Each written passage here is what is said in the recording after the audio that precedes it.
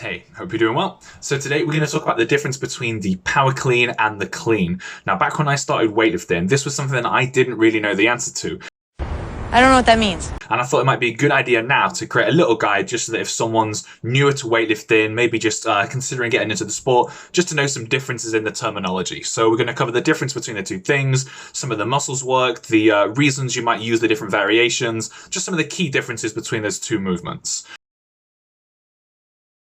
So what I want to start with is just the main difference between the power clean and the clean. It's really simple. It's the depth at which you catch the barbell.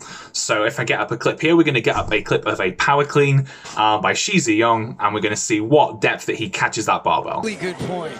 Look at this.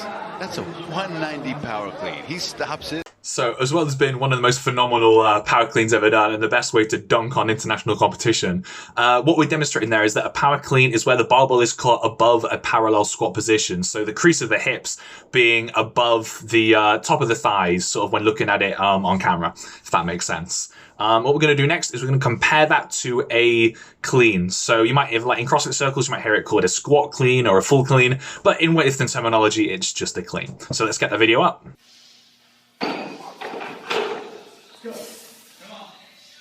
And you'll notice that the movement's really similar. It's just that he's catching the barbell lower. So he's catching below a parallel squat position and his hip crease is below the top of his thighs. Another question that I got asked leading on from this is the power clean more difficult than the clean? And it's sort of like, if you're first looking at it, you're thinking, well, okay, the power clean has to be lifted higher, it has to be caught higher, maybe that makes it more difficult, right? Well, generally speaking, the reverse is generally the case. So because the clean usually allows you to lift more weight, it's more stressful, and because you've got those technical demands of having to go deeper into a squat and having to reverse your direction more aggressively, the clean tends to be the harder of the movements.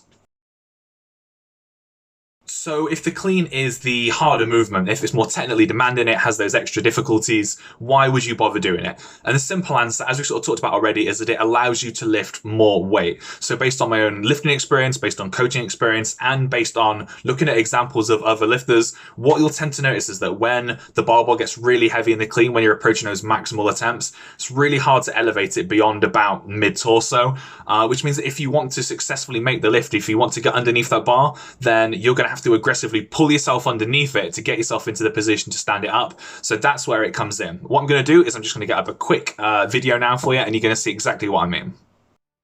Notice how the barbell doesn't even seem to move at all. It's almost like it's fixed statically in position, and it's the lifter that's moving down and around that barbell getting into position.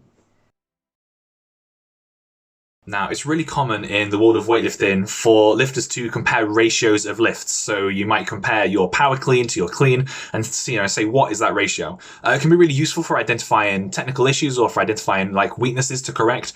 But at the same time, it can be a little problematic because it doesn't really allow for differences in lifters' sort of body types and the way that they lift. So I think the best way to think about it is just to consider it as more of a loose guideline to go on rather than a hard and fast rule. But if we are to give a general ratio, a general guideline, then a power clean should typically be something in the region of 80 to 90% of your full clean.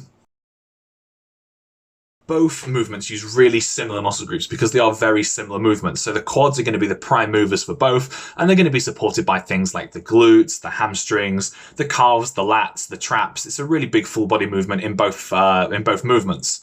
The main difference that you might see is that with the clean, you might have a little bit more work for the quads because you're going to have to actually go down into a bottom squat and all the way back up, and maybe a little bit more work for the upper back because you're going to have to be holding that supported rack position just for a longer amount of time, which is going to require a little bit more work from the upper back. So whether you should use the power clean or the clean mainly depends on what your goals are. So if you are a sports person and you just want a quicker, simpler to learn exercise to improve your sports performance, your strength and power development, then I would go for the power clean. It's that little bit simpler and easy to pick up. Whereas if you are more interested in the weightlifting specifically, if you want to put a little bit more time and effort into learning a movement that's going to allow you to lift the most weight possible, then I would stick with the full clean.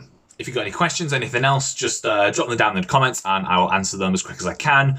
I'll also just in the description section, I'll put a link to how to power clean guide in case you're sort of new to the sport and you want just a step-by-step kind of way to approach that. That's all for now, and I will catch you in the next one.